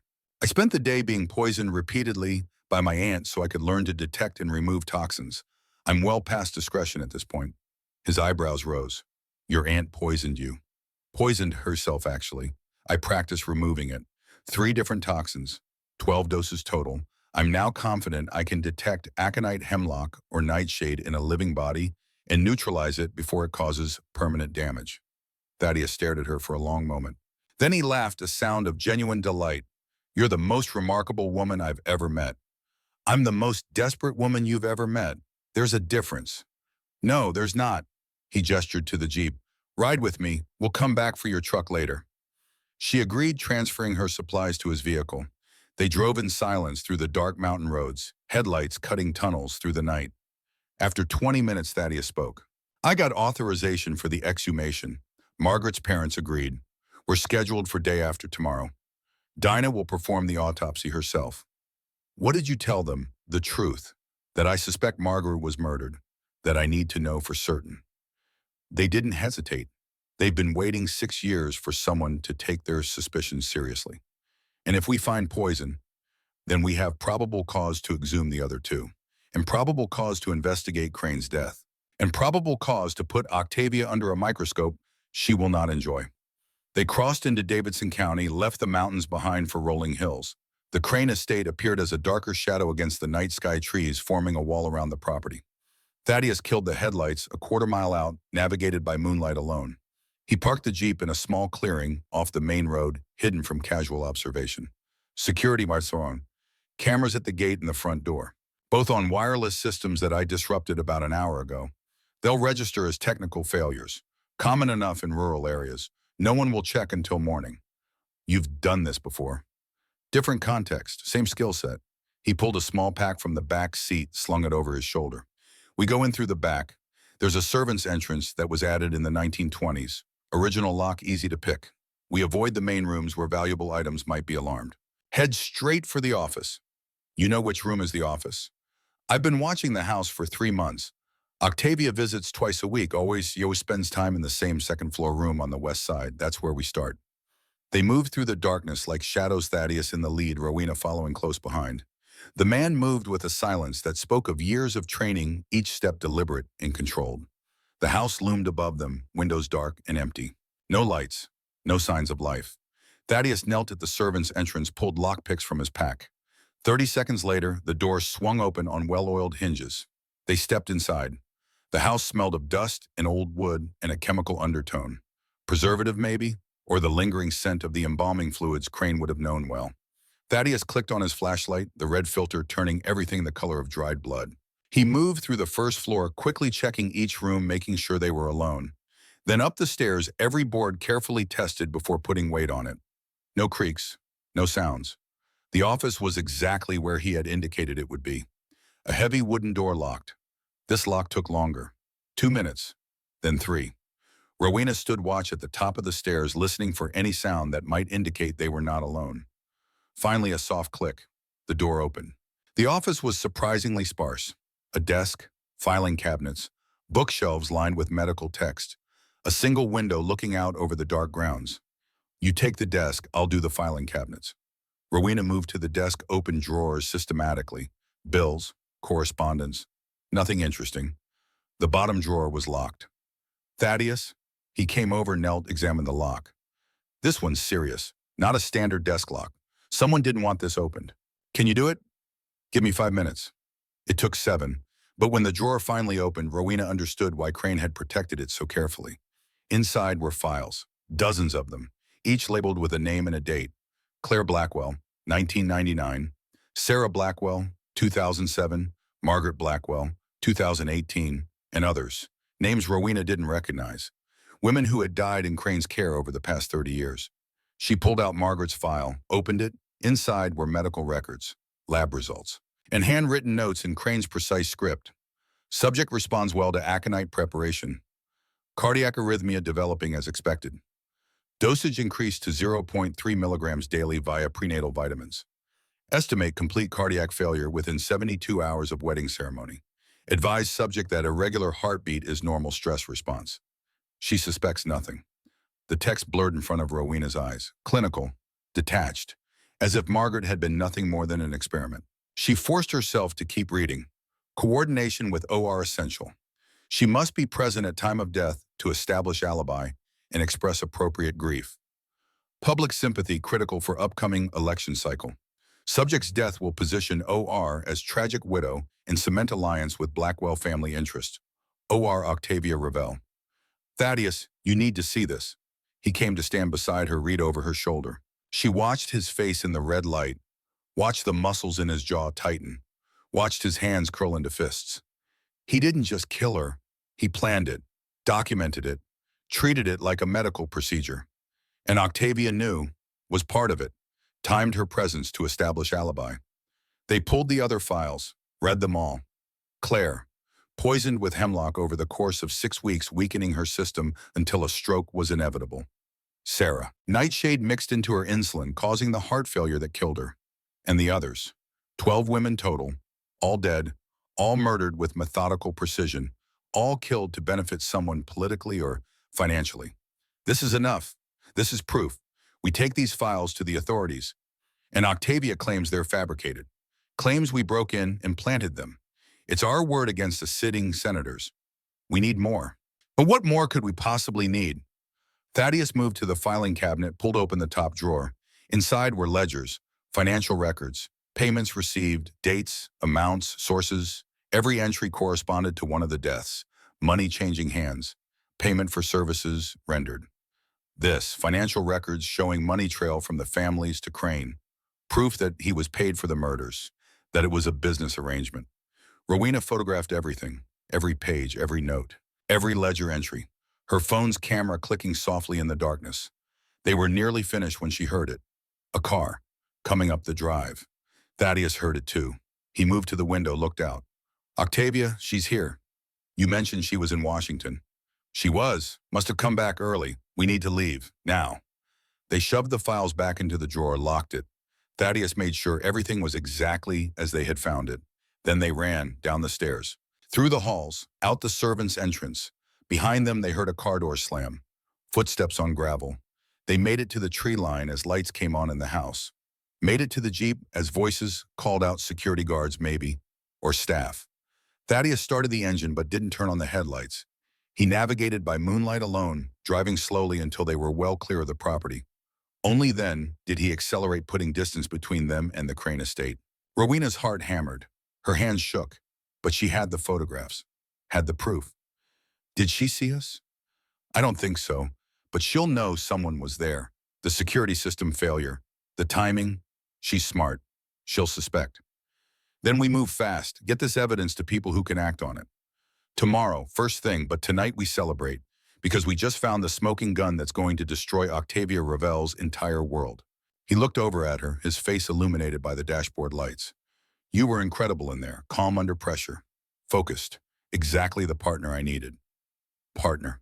The words settled into Rowena's chest, made the fear recede and determination take its place. They had the evidence. They had the proof. Now all they had to do was survive long enough to use it. Dawn broke cold and clear over Thornridge. Rowena stood at her apartment window, the photographs from Crane's office displayed on her laptop screen. 12 women. 12 files documenting murder with clinical precision. 12 families who deserved to know the truth. Her phone buzzed, a text from Thaddeus. Exhumation at 600, Margaret's grave. Dinah is ready. Meet me there, Rowena typed back. On my way. The cemetery sat on a hill overlooking the valley, ancient oaks standing sentinel over rows of weathered headstones. Margaret Blackwell's grave was in the newer section, the marble still white and clean, not yet softened by time and weather. Thaddeus waited beside it, still in civilian clothes, his face drawn with exhaustion. Behind him, a woman in army fatigues examined a clipboard. Colonel Dinah Garrett, Rowena presumed. Mid-50s, steel gray hair pulled back in a severe bun, eyes that missed nothing. Miss Ashcroft. Dinah extended a hand. Her grip was firm, professional. Thaddeus has told me about your theory. I'll admit I was skeptical, but the evidence you've gathered is compelling. Can you find it, the poison? If it's there, I'll find it. Aconite alkaloids are persistent. They bind to bone tissue, get trapped in hair follicles. 6 years is recent enough that if she was poisoned, there will be traces. A small excavator rumbled to life. Cemetery workers paid extra for discretion, and early morning work began the careful process of removing earth. It took 2 hours. When the casket emerged water-stained but intact, Rowena felt her stomach twist. This was a woman, a teacher, someone who had loved Thaddeus and died for it. We'll transport her to my lab at Walter Reed, Dinah explained. Full autopsy, toxicology, bone marrow analysis. I'll have preliminary results by tonight. Thaddeus nodded, unable to speak. He stared at the casket with an expression of such profound grief that Rowena found herself moving to his side, taking his hand. He gripped her fingers like a lifeline. "Thank you," he whispered, "for doing this, for believing me, for giving Margaret a chance at justice. She's not the only one who needs it." The casket was loaded onto an unmarked van. Dinah climbed into the driver's seat, paused before closing the door. "Colonel, Ms. Ashcroft, if I find what I think I'm going to find, you need to be prepared. This goes beyond murder. This is conspiracy, political assassination, the kind of case that brings down entire families." "I know," Thaddeus replied. "That's exactly what we're counting on." The van pulled away. Rowena and Thaddeus stood together in the cemetery, watching it disappear down the winding road. "What now?" Rowena asked. "Now we wait, and we prepare for the wedding." "Thaddeus, we don't have to go through with them, Matt. If Dinah finds poison, we can take everything to the authorities. Let them handle it." "No," his voice was firm. "Octavia will lawyer up. Will claim Crane acted alone. Will distance herself from every piece of evidence we've gathered. But if we marry, if you survive the 72 hours, it breaks the narrative she's built. It proves the curse was always a lie. It makes her father's entire legacy suspect. It also makes me a target." "Yes, which is why we're doing this in Thornridge, on your territory, surrounded by people who will protect you. Elder Cordelia, the founding families, everyone who has reason to see the Ashcrofts vindicated."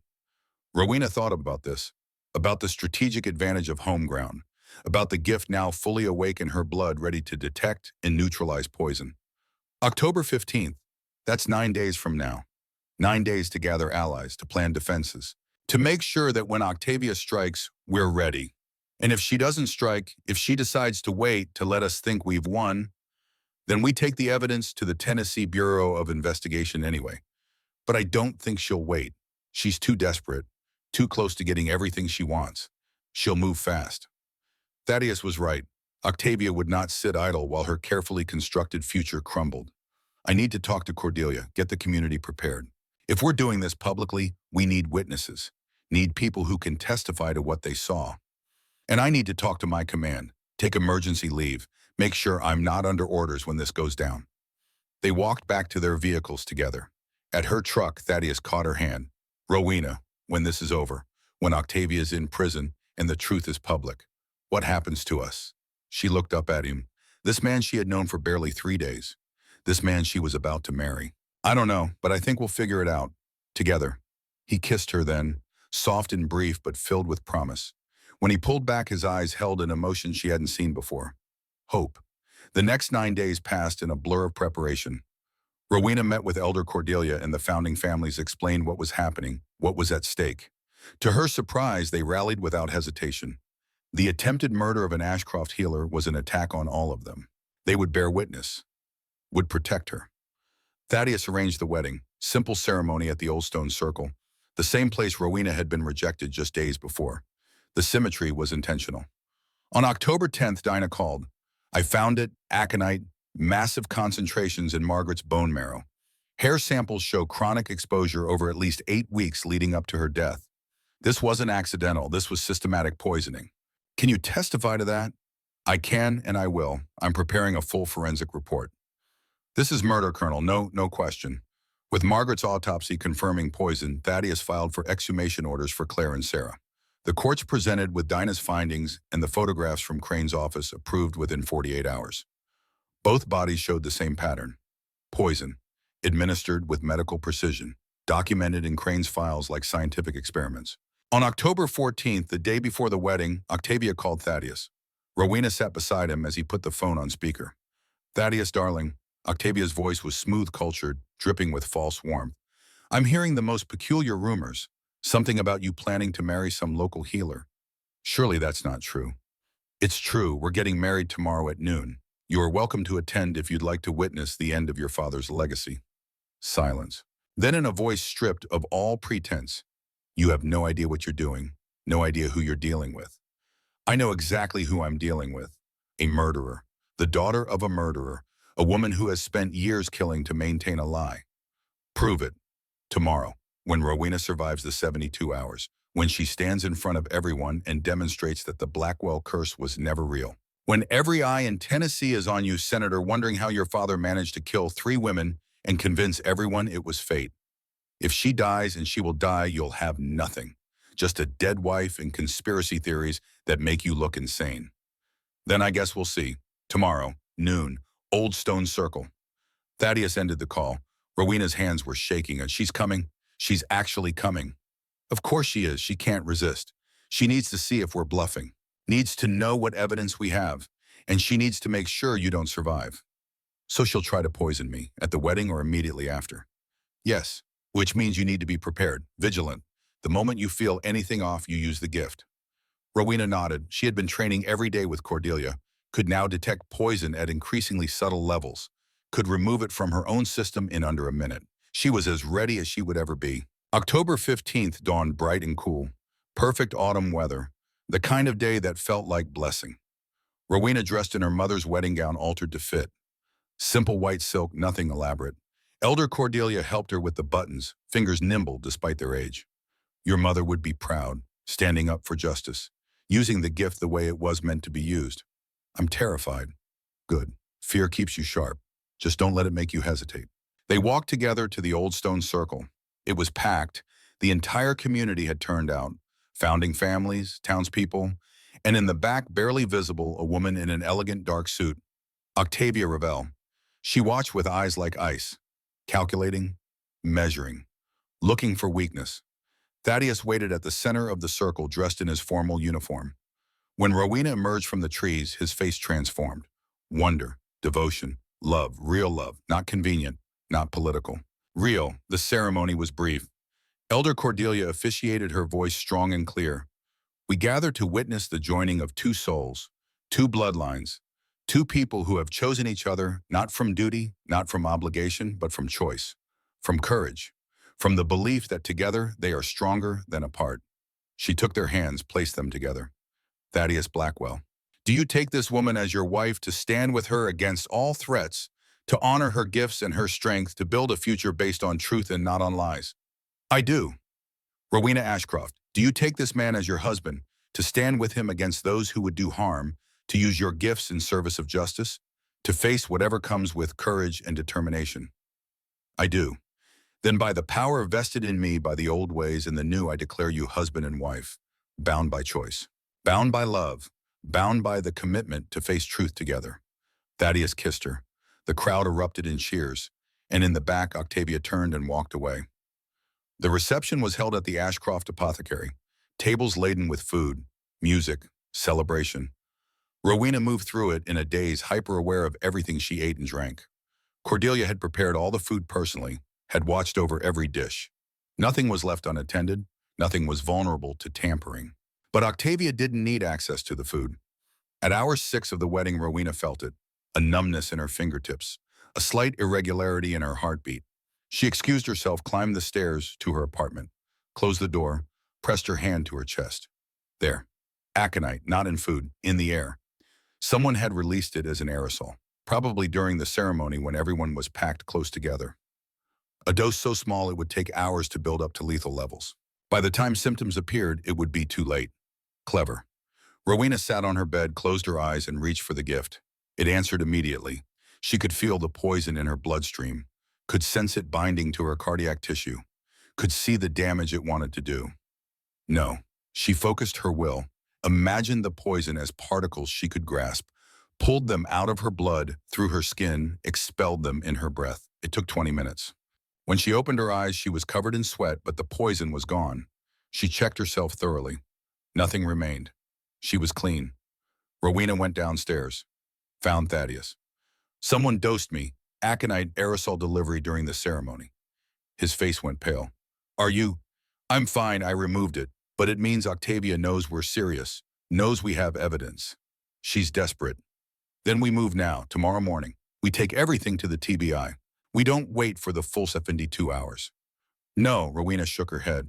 We do exactly what we said. We wait the full 72 hours. We prove the curse is broken. And then we bring her down. Rowena. I can handle this. I have the gift. I have Cordelia watching over me. And I have you. We finish what we started. He searched her face, saw the determination there, and nodded. 72 hours. Then we end this. The next 2 days were tense. Rowena detected 2 more poisoning attempts. Once in her morning tea nightshade. Once in soap left at her door, contact poison derived from foxglove. She neutralized both, documented both, saved samples as evidence. On October 18th, exactly 72 hours after the ceremony, Rowena and Thaddeus walked into the Tennessee Bureau of Investigation field office in Nashville. They brought everything: the photographs from Crane's office, the autopsy reports from Dinah, the poison samples, the financial records showing payments, a complete case documenting 15 murders spanning 30 years. Special Agent Marcus Webb listened to their story with increasing disbelief, then increasing anger.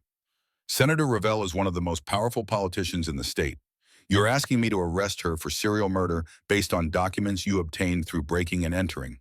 We're asking you to investigate, get warrants, search Crane's office legally, interview the families, subpoena the financial records. Everything we found you can find legally. Webb studied the autopsy reports, the photographs, the evidence of 3 poisoning attempts on Rowena. Give me 48 hours. If this checks out, I'll bring her in myself. It took 36 hours. On October 20th, Senator Octavia Revelle was arrested at her Nashville office and charged with 3 counts of first-degree murder, conspiracy to commit murder, and attempted murder of Rowena Ashcroft Blackwell. The news exploded across Tennessee. A sitting senator, the daughter of a respected physician, accused of being a serial killer. The trial would take months, but the evidence was overwhelming. Octavia's own father had documented his crimes in meticulous detail. The financial records showed payments. The autopsies proved poison. And Rowena, alive and healthy 72 hours after marrying a Blackwell, proved the curse had always been a lie. May sunshine poured through the windows of the Ashcroft apothecary. Rowena sat in the garden behind the shop, one hand resting on her swollen belly. 8 months pregnant, due in 3 weeks. A girl. They'd decided to name her Minerva. Thaddeus emerged from the house carrying 2 glasses of lemonade. He'd retired from the Army, taken a position teaching military history at the University of Tennessee. They'd bought a small house in Thornridge, split their time between there and his family's property outside Fort Campbell. "How are you feeling?" "Large, tired, ready to meet our daughter." He sat beside her, placed his hand over hers on her belly. They felt the baby kick together. "I got a call from Webb. The verdict is in. Guilty on all counts. Octavia got life without parole." Rowena nodded. She'd testified at the trial, had described the poisoning attempts, had demonstrated the gift actually healing a minor wound in front of the jury to prove that what Crane had documented was real. The jury had deliberated for 3 hours. "How do you feel about it?" "Relieved, vindicated, and sad, because 3 women are still dead, 12 others. Nothing brings them back." "No, but their families have answers now, have justice. That's worth a great deal." "It is." They sat in comfortable silence, watching the sun track across the skimoim. In the distance, the mountains rose like ancient guardians, the same mountains that had sheltered 7 families for 240 years. "Do you ever regret it?" Rowena asked. "Marrying me, getting tangled up in all of this?" Thaddeus laughed. "Never, not once. You gave me back my life, my future, our daughter. How could I possibly regret that, even though we barely knew each other? Especially because we barely knew each other. We had to choose to trust, had to decide to build a life together based on faith rather than certainty. That's stronger than any relationship built on convenience or time." Minerva kicked again, hard enough to make Rowena wince. "She's going to be a fighter, just like her mother, and stubborn like her father. Heaven help us both." A truck pulled up in front of the apothecary. Elder Cordelia climbed out carrying a basket. "I brought lunch and supplies for the binding ceremony." Rowena had asked Cordelia to perform a traditional Ashcroft blessing when Minerva was born, to welcome her into the bloodline, to acknowledge her gift, whatever form it took. The same ceremony Rowena had been excluded from for 10 years. But this time it would be different. This time the circle would be complete. Cordelia joined them in the garden, unpacking food with practiced efficiency. Fresh bread, cheese, honey from her own hives. The simple fare of mountain people who understood that nourishment came from the land and from community. "How's the memorial coming along?" Cordelia asked. Rowena and Thaddeus had worked with the State Historical Society to create a memorial for the 47 Union medical personnel killed at Thornridge Creek in 1862. The massacre that had started everything. The wound that had festered for 6 generations. "Dedication is next month," Thaddeus replied. "June 14th. We've tracked down descendants of 12 of the victims. They'll be there. And Mama Eudora.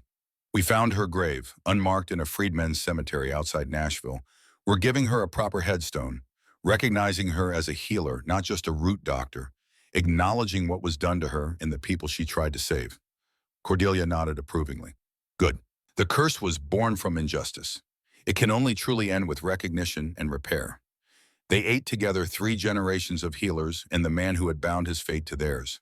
The conversation drifted to mundane things: garden plans, baby clothes, the new shipment of herbs Rowena had ordered for the apothecary. Normal life, the kind Rowena had thought forever beyond her reach. After lunch, Cordelia pulled out a small leather pouch. I've been working on a gift for Minerva. She opened it carefully. Inside was a necklace. The pendant was carved from mountain ash wood inlaid with 7 small stones, each representing one of the founding families. It's a protection charm, the old kind, not magic exactly, but intention. The wood comes from the tree that stands at the center of the old stone circle. The stones are from the original foundation of each family's first house in Thornridge. When she's old enough, this will remind her where she comes from, who she is. Rowena took the necklace, felt the weight of it, the history, the love. Thank you, Aunt Cordelia, for this, for training me, for believing in me when I didn't believe in myself. I didn't do anything you wouldn't have done eventually. I just helped you remember faster. She stood, brushed crumbs from her dress. Now I need to get back. Mrs. Patterson is due for her arthritis treatment at 3. After she left, Rowena and Thaddeus remained in the garden. The afternoon stretched out before them warm and lazy. I've been thinking, Thaddeus began carefully, about the future, about what comes next. What do you mean? There are other families like the Blackwells, other old bloodlines with old curses, old wounds that never healed. And there are people like Crane and Octavia, people who exploit suffering for profit and power. Rowena saw where he was going. You want to help them. I want us to help them. You have the knowledge, the gift. I have the investigative skills, the military training. Together we could find answers for families who've been suffering for generations, could expose the people who prey on grief and desperation. That sounds dangerous. Everything worthwhile is dangerous, but we'd be good at it, and we'd be doing it for the right reasons.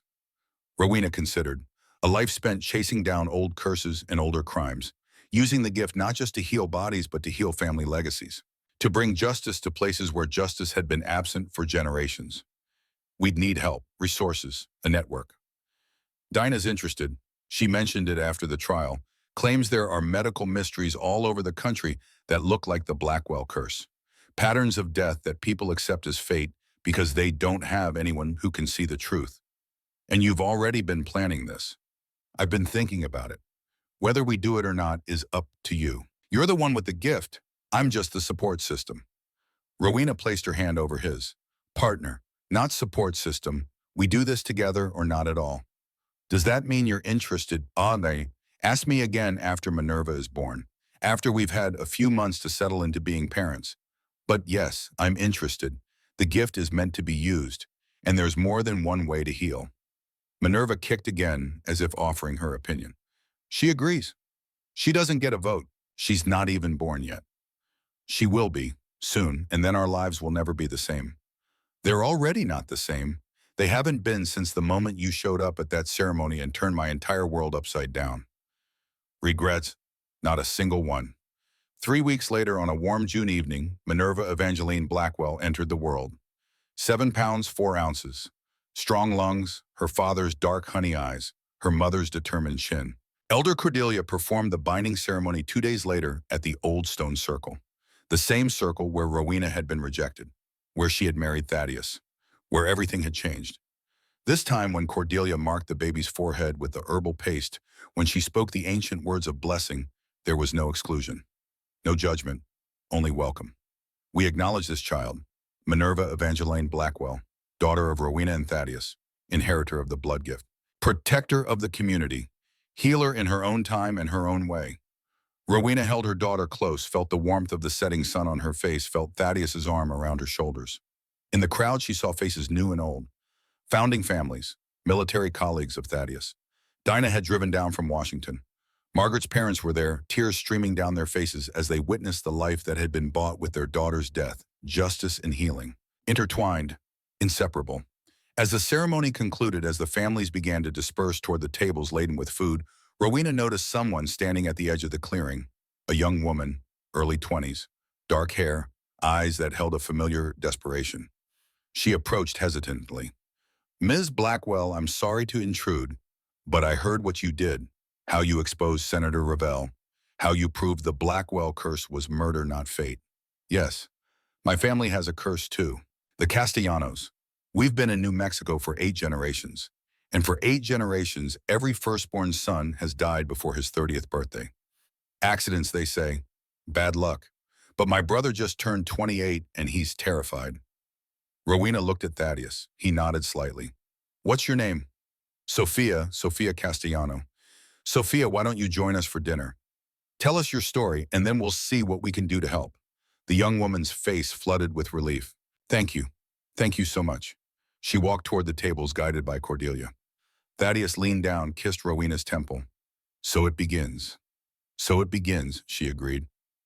Minerva stirred in her arms, opened her eyes. For a moment, Rowena could have sworn she saw awareness in that infant gaze. Recognition. Understanding. The first stirrings of the gift that would one day be hers to command. The Barren healer was dead. In her place stood a woman who could see the lies that people built their lives on. A woman who could tear those lies apart and expose the truth beneath, no matter how ugly, no matter how powerful the people who wanted it buried. And beside her, a man who had lost everything and chosen to fight back, who had refused to accept fate when fate was nothing but murder dressed in mythology. Together, they would hunt down curses, would find the human malice hiding behind supernatural explanations, would bring justice to families who had suffered in silence for generations. It would be dangerous. It would be exhausting. It would consume years of their lives, but it would be worthwhile, because some things were worth fighting for, worth risking everything for. Truth was one of those things. Justice was another. And the chance to use her gifts, all of them, to make the world a little less cruel, a little less willing to accept suffering as inevitable, that was worth everything. Rowena looked out over the valley, over the mountains beyond, over the vast country that held countless families with countless secrets and countless wounds that had never healed. We're going to need a bigger operation than just the 3 of us. 4, Thaddeus corrected, nodding to Minerva. She'll join eventually, when she's old enough. 4 then, still not enough. We'll build it, one case at a time, one family at a time, one truth at a time. The sun dipped below the mountain ridge, painting the sky in shades of amber and crimson. The old stone circle stood silent and patient as it had for 240 years, as it would for 200 more, bearing witness, holding space, waiting for the next generation of Ashcroft women to stand in its center and claim their power. Minerva made a small sound, half coo, half cry. She's hungry. Then let's feed her, and then let's hear Sophia's story, and then let's figure out how to save her brother. Just another day in the Blackwell household. Just another day, Thaddeus agreed. They walked together toward the celebration, toward the community that had rallied to protect them, toward the future they had fought so hard to claim. Behind them, the old stone circle stood empty once more. But not for long, it never was. The stones remembered, the land remembered, the blood remembered. And in remembering, they ensured that the truth, no matter how deeply buried, no matter how long hidden, would always eventually come to light. The curse was broken, but the work had just begun.